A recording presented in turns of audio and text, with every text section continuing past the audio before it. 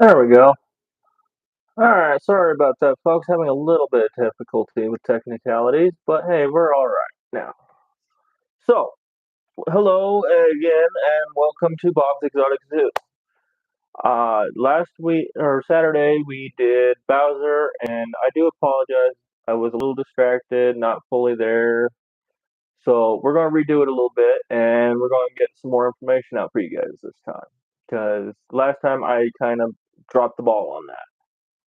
So we're just going to jump straight into it and start with temps. The average water temp that you want to keep your snapping turtle at is anywhere from 75 to 78, 80 degrees roughly. And up on the top up here on the land, they are it gets upwards of 80 to 86, and the basking spot is right around 90 degrees, so they can stay nice and warm. Now, as adults, they are very cold tolerant actually, and they can go down to 40 degrees and have even been seen and reported in the science world to be swimming under the ice. And as long as their body doesn't completely freeze, then they're just fine. They and funny fact is, if they cannot get their head up to breathe, somehow they breathe through their little butt. Who'd have thunk, right? I know. I mean, through their little butts. Ain't that just cute? But no, they're quite tolerant. They can handle the cold fairly well. They've actually native from anywhere up in Canada, all over the USA. I mean, I've seen them here in Wyoming even. So they can handle the cold fairly well. They just are one of those species that can do that. As far as their lifespan, in the wild, they've been known to live up to about 40 years, give or take, and then in captivity, it can go just a little bit longer to roughly about 47 years. And they reach sexual maturity at 11 to 16 years old. Quite a bit of ways to go for them, but that's not too terrible. Um, and when they do reach maturity and they have eggs, another fun little fact, they you can determine the sex of what you're going to get out of that egg by how hot or how cold you incubate that egg at. If that egg is say kept at 68 degrees, then you're going to get a female out of it every time. But if you raise that temperature on that egg up to around 73, 75 degrees, then you're going to get a male. And that egg will take about anywhere from 9 to 18 weeks, give or take, to hatch. And the funny thing is, they spend a lot of their most of their time in the water, a lot of it, and the ladies will occasionally go out of the water in breeding season nearly a mile away to find their appropriate nesting site. Um, and as they grow up and all that stuff, they get up to be average 20, 23 pounds, maybe a little bit more, depending on how old and how much they get to eat. And a funny little fact about that is that their growth can be affected by their temperatures. If the temperatures are, say, kept at around 25 degrees Celsius, they'll freely eat all day long and no problem, and they'll just grow. In fact, there was a study done where they did that, and they had it at 25 degrees, and it grew from 7.4 grams all the way up to 50.7 grams in just 1 year at 25 degrees Celsius. And the same time, they did another one that was kept at 15 degrees Celsius, and he barely would eat at all and had no growth to him. And for growth, their carapace, their back shell, is a little bit bigger. It can get up probably 20, 23 inches across, maybe a little bit more.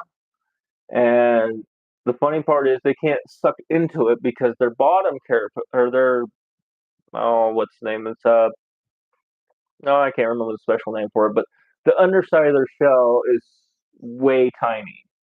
In fact, you can see him right here. Oop, other side, over my shoulder here, trying to hide himself behind that rock there. And you can, if he'll give us a good view, but he's going to go hide. That kind of is a bummer, but it happens. He's not usually as shy, but he seems to be getting a little shyer usually. We'll have to figure that out. But as far as their, yeah, as far as their diet, let's go to their diet. Their diet, they are omnivores. 30% of their diet consists actually of aquatic vegetables. They will mostly eat fish, frogs, snakes, bugs, most anything they can catch, really. But they also have been known to feed and eat on the dead.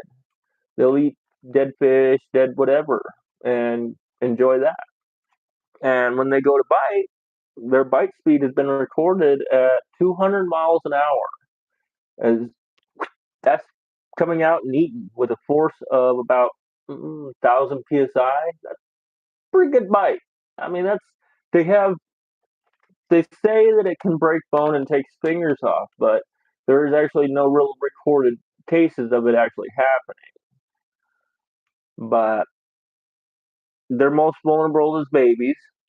When obviously most everything is vulnerable as a baby, but as they get older and they get bigger, then they really don't have very much predators to worry about. They get big enough, and the only real predator they got to worry about is when they cross that road and get hit by a car. There's not much out there that'll toy with them once they get up to a full size adult. Um, they are they can stay submerged underwater. They can stay down there for 40 to 50 minutes. They can hold their breath down there, and that's quite pretty impressive considering I can barely do it 2 minutes if I'm lucky. Excuse me. Uh, as far as his personality goes, he's fairly personable. I mean, I can sit here and sometimes he'll come up to the glass and I'll get to enjoy seeing him. He likes his pellets. See if we can coax him out a little bit. He really likes crickets, but we gave him some crickets already this morning, so we're not going to bother giving him too much more. We don't want to get him too fat. I feed him every 2 to 3 days, give or take, and that seems to be a fairly good amount and seems to be working fairly well. He's happy. He's not showing any malnourishment. He's growing quite well. I mean, when I got him, he was size of a half dollar or a quarter, almost practically. And now he's big as my hand. I mean, he's grown quite a bit actually in the last almost year that I've had him. I got him last year, oh, give or take March-ish ballpark, and I had to get him from Underground Reptiles over in Florida. They are I I've heard mixed reviews up and down on them. I had no problem with them so far. Everything I've ordered and gotten from them has come in healthy and good.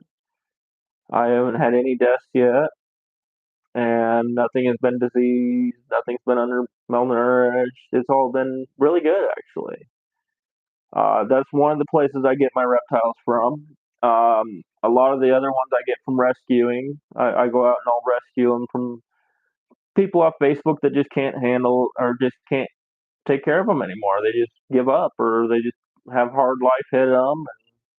I jump on it and I'm like, all right, yeah, I'll take it in. I'll care for it and love it. They're all God's creatures and they are all beautiful creatures. I love them all. And he he's pretty cool little guy. I got him when he was little and he actually really wouldn't snap at me that much when I got him, but now he tries to. I mean, you grab him. You saw last Saturday when I did the live that he tried reaching back and grabbing me, and they can reach halfway, almost all the way back on their shell. So that's why they say it's always best to grab them on the backside, right around their back feet. Best to grab them with one hand on the back of the shell and one hand underneath it because they apparently can't bite down. I haven't tested this. I don't plan on testing it because I like to keep my fingers. I mean, hell, that would suck if I lost a finger. But no, he's pretty decent. He's one of my favorite reptiles I have. It's the only turtle I will ever have. I don't plan on getting another turtle because they can tend to stink. I mean, he's got a pretty strong filter going over here, as you can see. I've got this thing filtering and going, keeping his water clean for him, and it's you need a pretty strong filter for him. So, um, as far as the rest of my reptiles, I'm watching the boat. We've got snakes on the list for this week. I figured we're going to just do a list of all snakes, and we won't be able to do a feeding because feeding day is on Wednesdays for me here. So we won't be feeding whoever the winner is on the live stream. I do apologize for that. And maybe next time, maybe we'll move it to a Wednesday for the next one. Oh, hey, let me move myself a little bit. See, you can see right here. Oh, he's going back down. I was gonna say you got a good glimpse of his undershell, how little it is. Here, we'll pull him out real quick. He's up here where we can get to him. Come here. Because as you see, I'm grabbing him from the back side here, where he can't really bite me. So, and you'll see him. Oh, yeah, you see that? See how quick that is? That is so quick. If I had my finger close to that, I would be losing my finger. But I ain't gonna let him get a chance at that. No, I'm not gonna give him a chance. But anyway, if you look down here, you can see how little that is. I mean, look at that. That's all nothing but meat down there. It's all meat. There's not really any shell for him to tuck into down here. So he just wants to reach back, so he doesn't want to grab up front or underneath, I guess you could say. He doesn't really like being out like this. And I don't blame him. I don't like stressing him out like this.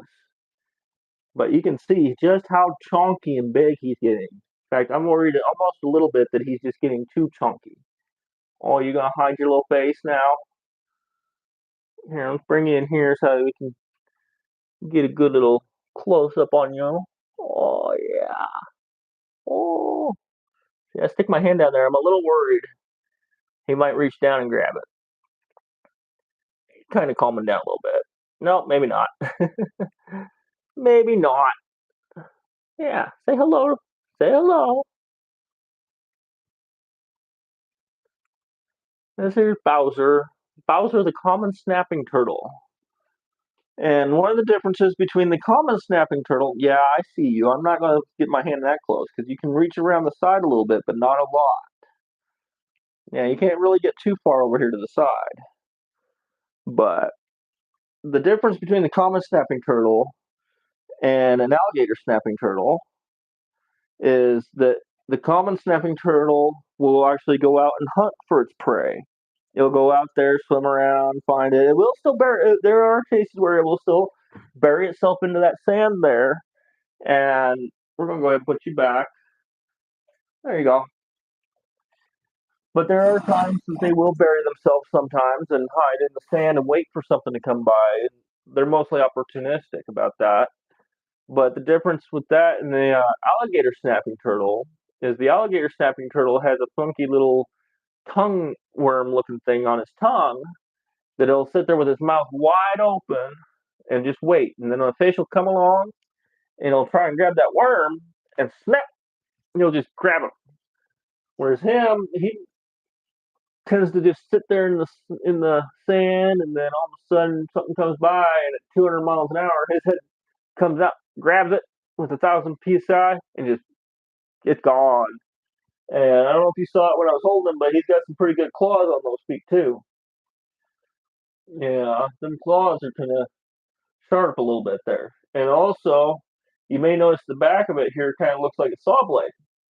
That's another one of their little defenses they have is that if something were to try and grab them from the back, well, you're showing a little personality here. But if something were to come around and try and grab them from the back, they'd end up getting a mouthful of saw blade almost. And when they does that, that kind of hurts. Their tails, fun fact, their tails are almost as long as as their bodies. The males will have a longer tail than the females, and the way you can tell them apart is the male, his cloacia is a little bit further down away from the bottom of his shell, whereas the female, hers is up right up beside it. That's the way Mother Nature designed it, I guess. But they are common all over. They're nowhere near extinction at all. They're a very good common species out there that are everywhere. Uh, I do not recommend you trying to grab a wild one. They are nowhere near safe to grab wild. I mean, you could lose a finger, and that would suck. But if you get them captive bred like this, they're a little more mellow. They're a little tamer. I mean, he still would, as you saw, would love to have taken a piece of my finger off, but that's all in them how you know it, though. That's why you always grab them back here on the back side of their shell, and you don't grab up here. Because if you grab up here, you're gonna lose your finger. They reach part of that. They can reach halfway back their shell, and it's quite a doozy. He doesn't have much of a personality. I mean, every once in a while when I come over, catfish, but he hasn't messed with that catfish in there. But no, as for his personality, sometimes when I come out here in the morning and give him his stuff, you can see him just sitting here swimming back and forth across the glass. He knows and sees me. He's like, "Oh, it's food time." Right now, he's not really interested in food because he ate this morning. So the fish will clean all that up and eat all that. He may or may not get one of the fish. Every once in a while, he does, but he I haven't yet to witness it. It's something I would like to witness. I think it'd be pretty cool, but it's I'd prefer. See, you can kind of see him burying himself in there a little bit almost. He kind of buried himself in a little bit. He's kind of waiting for one of them to come by, maybe. Then wham! He'll just reach out and grab it. Kind of just blends himself in. Looks kind of like a rock a little bit there. I mean, if I wouldn't point him out, you probably wouldn't even notice that's him. I mean, that camera is kind of bad. I need a better camera, but once I hit 50 subscribers, we'll be able to use the phone camera, and then it'll look a lot better. But uh, well, I kind of blew through all that information fairly quickly. I do apologize for that. Um, yeah, they're incredibly cool. I mean, they don't have teeth at all, as you may have noticed. It's just a beak, and they use that beak to cut and bite. I mean, it's quite a bite at 1,000 psi. That's not something I want to mess with, but they're they're something else. They're pretty cool, and yeah. What else can I tell you guys about him? I mean, I got him, like I said, from the underground reptiles.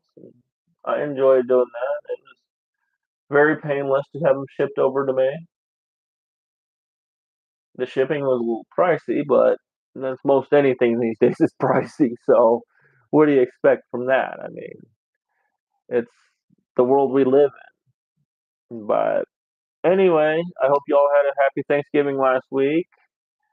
Um, I do look forward to seeing you guys on Saturday at noon Mountain Standard Time as we wait for the votes to come in, where so far the votes are leading towards the corn snake maze, which it don't matter to me which one you guys get to see. I mean, I'll eventually get to show you everybody, but maze is actually one of my first ones, and we'll go over him and talk to him about him more when that day comes, and that's this Saturday at noon Mountain Standard Time, and that's like what today's the second, so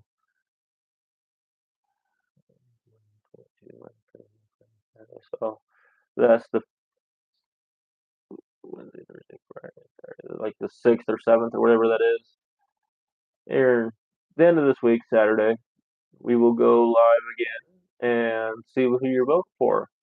And Friday night, if I end up with a tie on the votes, we will do another coin flip to see who our winner is, because that seemed to work out fairly well last time.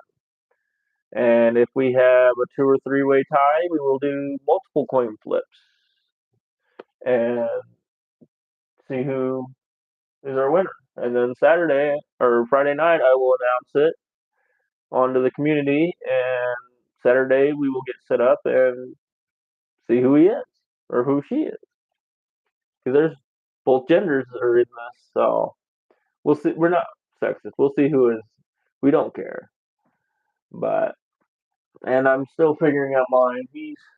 I'm assuming it's a male because it looks like his cloaca is lower, but I'm not 100%. So, any turtle experts, when you take a look at him, would you care to let me know? That would be greatly appreciated. And thank you again for tuning in to Bob's Exotic Zoo, and I look forward to seeing you guys next week. Bye.